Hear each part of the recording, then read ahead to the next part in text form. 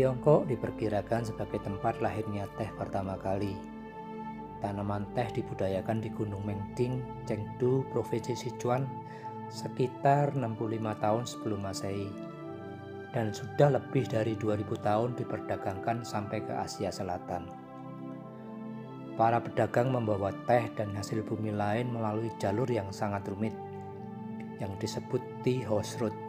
Sekarang disebut sebagai Jalan Kuda Teh Kuno, atau dalam bahasa mereka disebut Chamagudao.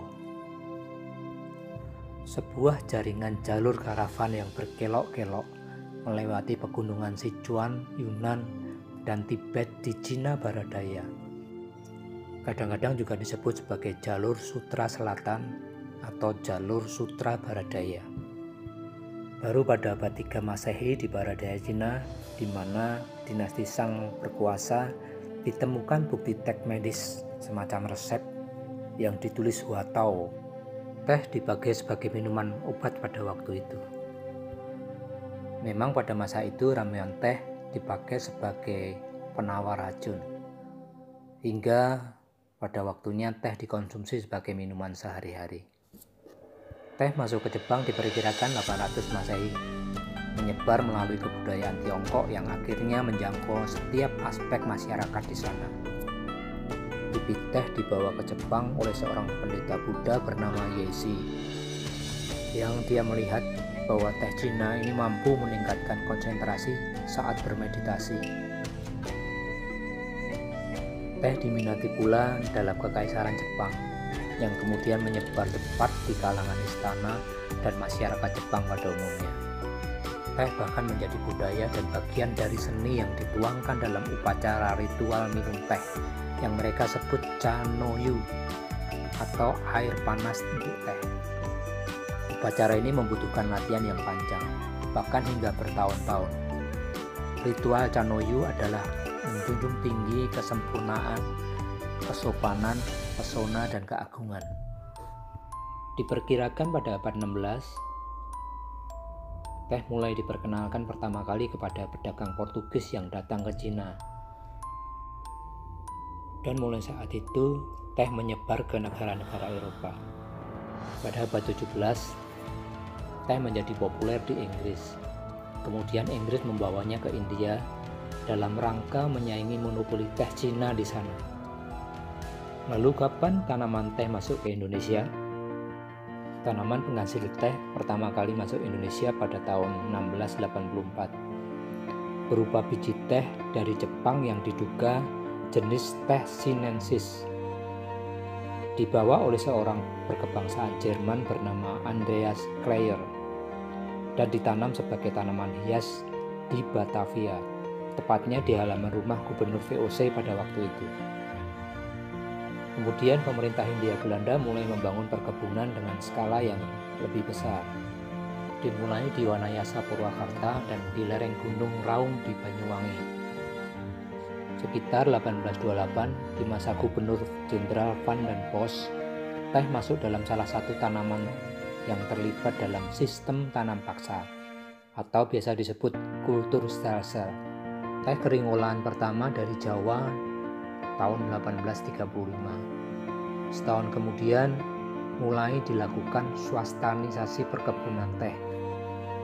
Teh jenis Asanika baru masuk ke Indonesia, tepatnya di Jawa tahun 1877. Didatangkan dari Sri Lanka, Ceylon.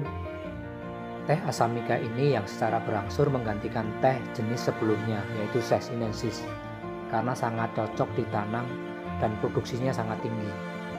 Produk dan inovasi teh terus berkembang di seluruh dunia, dari masalah penambahan bahan untuk aroma maupun dalam masalah penyajiannya.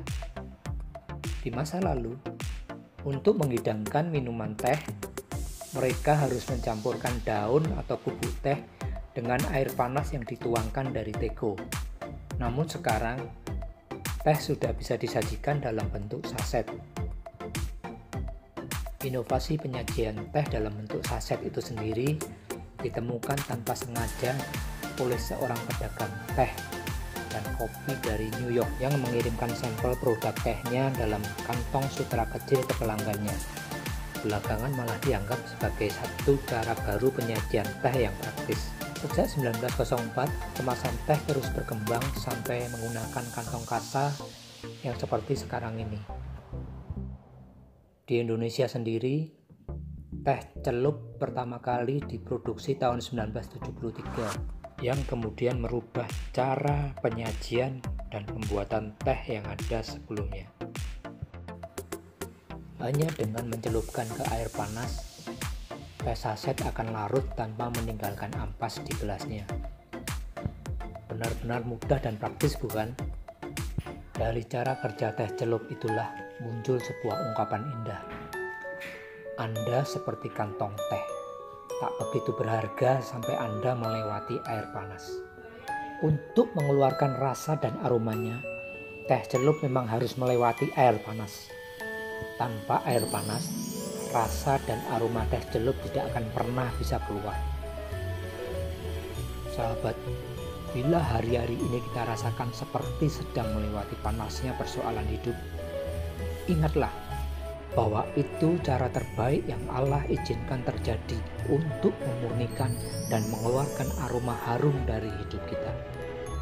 Memang akan terasa menyakitkan, tapi setelahnya kita akan bersyukur sebab hal itu ternyata mendatangkan kebaikan luar biasa bagi kita.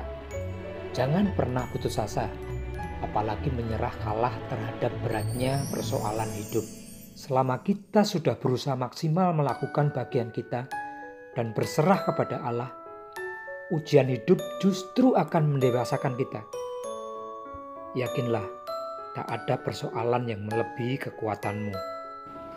Sahabat, segera minum teh hangatmu, rasakan kenikmatannya, dan jadilah lebih bahagia.